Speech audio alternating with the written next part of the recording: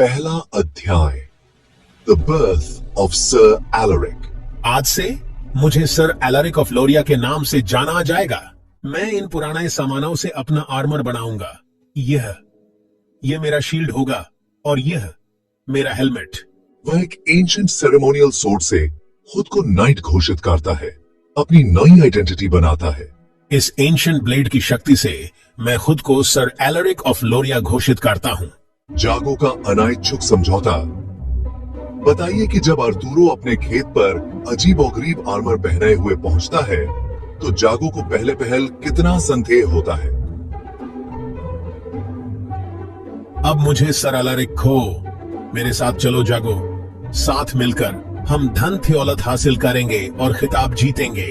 जागो की झिझक और उना के बीच के मजेदार रिश्ते को थे खाएं। धन थियोलत आप कह रहे हैं, खिताब ठीक है सर एलरिक, लेकिन अगर हम मुसीबत में पड़े तो जिम्मेदार तुम होंगे।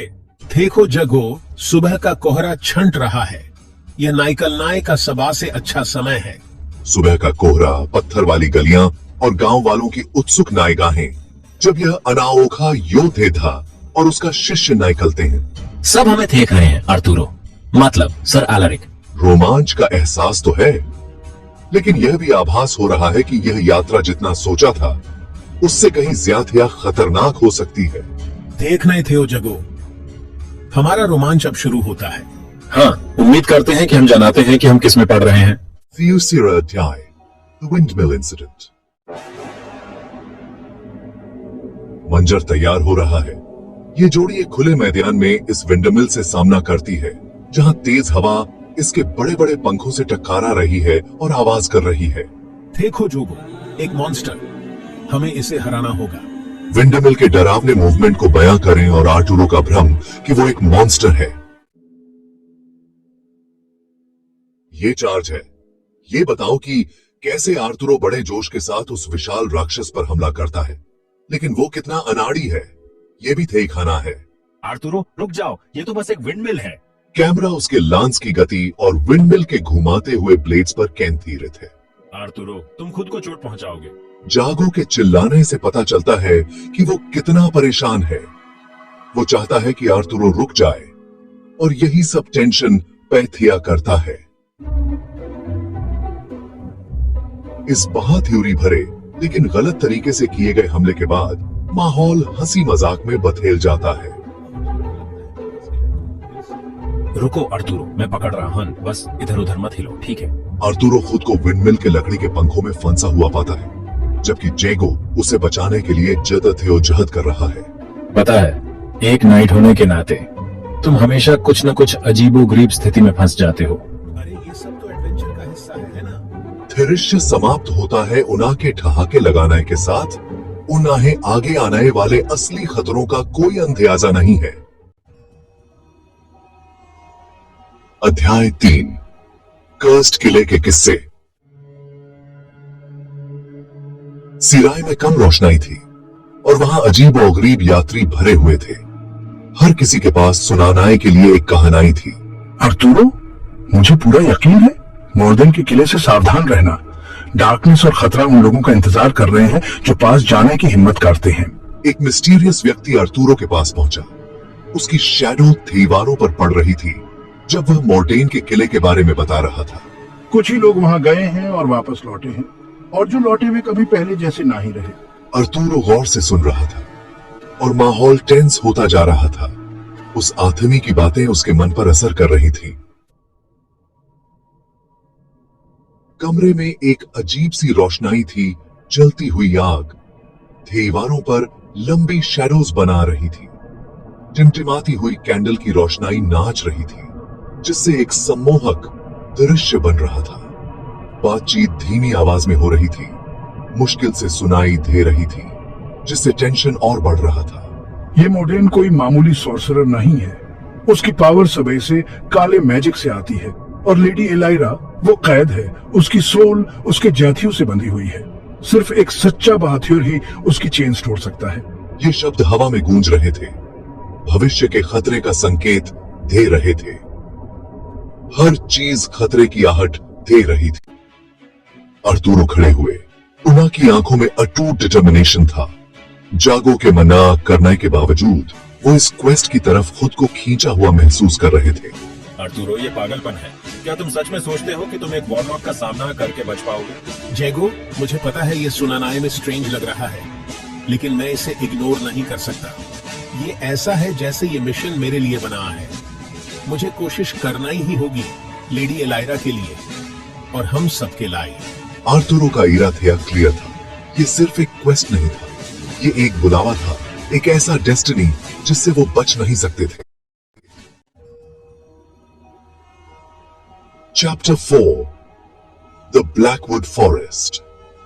घनाए ट्विस्टेड पेड़ आगे मंडरा रहे थे। उना की ब्रांचेस कंकाल के हाथों की तरह थी जो अनाजान लोगों को फंसाने के लिए फैली हुई थी। आर्तुरो और जागो संभल कर चल रहे थे। हर कदम उना के मिशन के वेट को दर्शाता है। मेरे पास रहो जैगो, हमें सावधान रहना होगा। यह जंगल अपने डेंजरस रास्तों और हिडन खतरों के लिए जाना जाता है। मैं तुम्हारे पीछे हूँ आर्तुरो। उम्मीद है इससे पहले कि यह हमें ढूंढे, हम वो ढूंढ लें जो हम ढूंढ रहे हैं। जंगल अनसीन जीवों की आवाजों से भरा हुआ था। हवा में एक अजीब सी ड्रेड महसूस हो रही थी।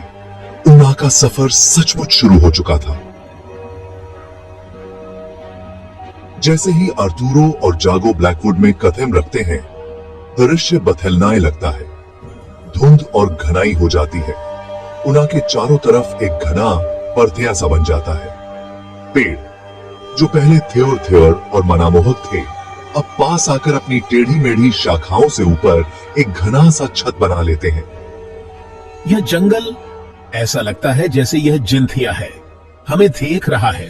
हाँ, और कुछ अच्छे लिए नहीं। माहौल बहुत ही दम घोटू होता जा रहा है। परछाइयां उना के नाजरों के कोने में नाचती हुई दिखाई देती हैं और बेचैनाई बढ़ती ही जा रही है। जितना ज्यादा वो अंधेर जाते हैं, उतना ही ये जंगल अपना डरावना रूप दिखाता है। थ्योर से चीखें गूंजती हैं पेड़ों के बीच, जिससे उना की आत्मा कांप उठती है। तुमने सुना? ये आवाज किसी इंसान या किसी और चीज के रोने की तरह थी। ध्यान केंद्रित रखो जागो, शायद ये सिर्फ हवा होगी या शायद नहीं। पत्ते एक अजीब सी लय में सिरसर करते हैं और कभी कभी अंधेरे में छिपे अजीब क्रीचर्स उन्हें घूरते हुए दिखाई देते हैं। सावधान रहो, हम लापरवाही नहीं कर सकते। जंगल के घुमावदार रास्ते जल्द ही एक भूल भुलैया बन जाते हैं। हर गुजरते पल के साथ ऊना का रास्ता भटकता जाता है। फॉग भ्रमित करने लगता है, ऊना के चारों ओर घुमाता है और ऊना का रास्ता अस्पष्ट करता है। मुझे लग रहा है कि हम घूम फिर कर वापस उसी जगह आ रहे हैं अर्तुरो। हमें आगे बढ़ते रहना होगा, अब पीछे मुड़कर नहीं जाना है। जागो की बढ़ती अनईजीनेस आर्तुरो के डिटर्मिनेशन के बिल्कुल विपरीत है, जो डर और दृढ़ संकल्प के बीच के टेंशन को उजागर करता है। मुझे ये पसंद नहीं आ रहा है, बिल्कुल भी नहीं। हम अपना रास्ता खोज लेंगे जागो, हमें खोजना ही होगा। और इसलिए वे आगे बढ़ते हैं। ब्लैकवुड के बीचों बीच हर कदम उन्हें अनाजान में ले जाता है। 5वां अध्याय, किले का रहस्योद्घाटन। जागो, ये रहा, ये वो किला है जिसकी हमें तलाश थी। मैंने सोचा नहीं था कि हम इसे ढूंढ पाएंगे। ये जितना मैंने सोचा था उसे कहीं ज्यादा डरावना लग रहा है। विस्मय और घबराहट के साथ वे इसके रहस्यों को उजागर करने की तैयारी करते हैं। पहली झलक जैसे ही फॉग छंटता है, किला दिखाई देता है। देखो जरा जोगो, रात के आसमान में इसका सिलुएट कितना जैगेड है। ये ब्रोकन टावर्स और ये ट्विस्टेड स्टोन, ऐसा लग रहा है जैसे ये जमीन से उगाया हो, डार्क और unnatural.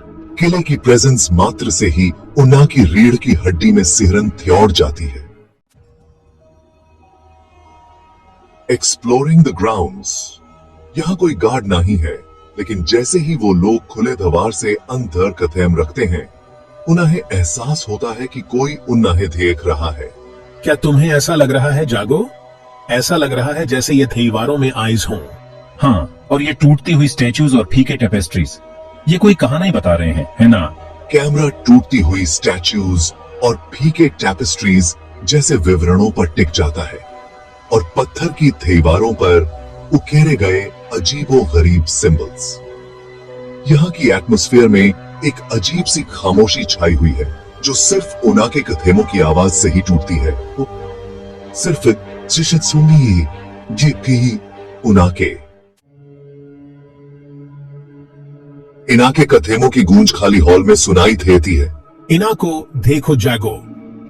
Signs of Mordane's dark rituals, altars, remnants of old spellbooks and strange artifacts. यह सब मोर्डेन के डार्क मैजिक की निशानाई हैं। Altars, पुरानाए जाथियू की किताबों के अवशेष और अजीबो गरीब चीजें। यह जगह उसकी ईवल में डूबी हुई है। मुझे यह पसंद नहीं आ रहा है आर्तुरो। हर कथम के साथ मेरी एंजाइटी बढ़ती जा रही है, खास तौर पर जब से हम इस स्पाइरल स्टेयरकेस पर चढ़ रहे हैं। छठा अध्याय, मोर्डेन के साथ युद्ध। वो एक अंधेरे ट्विस्टेड सिंहासन पर बैठा है। इस कमरे में इंसेंस और हर्ब्स के जलने की स्मेल भरी हुई है। सांस लेना मुश्किल हो रहा है। मोर्डेन का चेहरा ड्राई हुआ है और उसकी आंखें बुरी तरह चमक रही हैं। मूर्ख प्राणियों, तुम मेरे ही घर में मेरी चैलेंज करते हो। इल्यूजन्स और नायराशा। जैसे ही मोर्थेन माया रचता है, हकीकत मुड़ने और बदलने लगती है। थेवारेन मुड़ने लगती हैं और कमरा एक अजीब और गरीब सपने में बदल जाता है। क्या हो रहा है? यह सच नहीं हो सकता। आर्टुरो खुद को मजाक उड़ाते हुए गांव वालों से घिरा हुआ देखता है और अपने अतीत के बिगड़े हुए रूप। आर्टुरो, संभलो, यह बस एक इल्यूजन है। जेगो's इंटरवेंशन। जेगो एक पास के मिरर में मोर्डेन के रियल रूप का प्रतिबिंब देखता है। एक मिनट रुको, यह रियल नहीं है। आर्तुरो, इस मिरर में देखो। जेगो की समझदारी और तेज सोच ने मैजिक तोड़ दिया। अब आर्तुरो जाथेउगर को उसके रियल रूप में देख सकता है। अब मैं देख सकता हूँ जेगो, जाथेउगर का रियल रूप। नहीं, तुम मेरा मैजिक नहीं तोड़ सकते। अंतिम स्ट्राइक। आखिरी बैटल अपने चरम पर पहुंच गया है। अब यह खत्म होता है मोर्डेन। नए करेज के साथ आर्तुरो आखिरी स्ट्राइक करता है।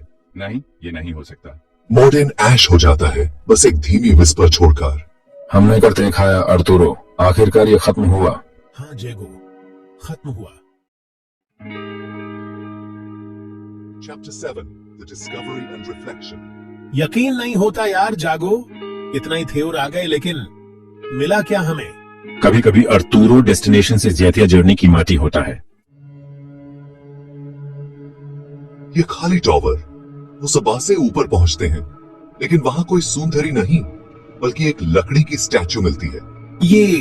ये तो बस एक स्टैचू है। इतना सब और किस लिए?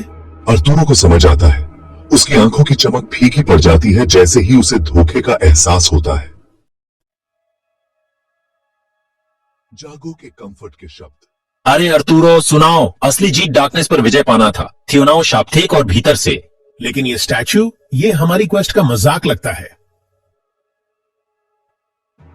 हो सकता है, लेकिन ये एक रिमाइंडर है कि सभी क्वेस्ट्स वैसे नहीं होते जैसे देखते हैं।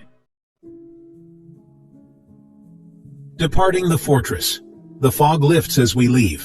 हवा में एक अलग ही क्लैरिटी है, डोंट यू थिंक? हमारे जर्नी पर एक नया पर्सपेक्टिव। अब ये फॉरेस्ट इतना थ्रेटनिंग नहीं लग रहा, ज्यादा ऑर्डिनरी। Epilogue, Homecoming. ऐसा लगता है जैसे मुझे गए हुए युग हो गए, लेकिन फिर भी ऐसा भी लगता है जैसे कुछ बथेला ही नहीं। एक बथेला हुआ आथेनी। आर्तुरो वापस आ गया है अपनी पुरानी जनादगी में, लेकिन अब उसकी अंडरस्टैंडिंग पहले जैसी नहीं रही। जिन बुक्स को मैं कभी लालसा से पढ़ता था, अब वो अलग लगती हैं। भागने का रास्ता नहीं, बल्कि सोचने का जरिया। The legend grows. Rumors spread throughout Castalia about the Night of Shadows और Warlock पर उनकी जीत के बारे में।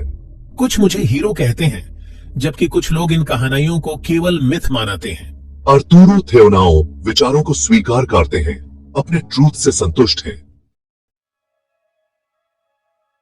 आखिरी सीन।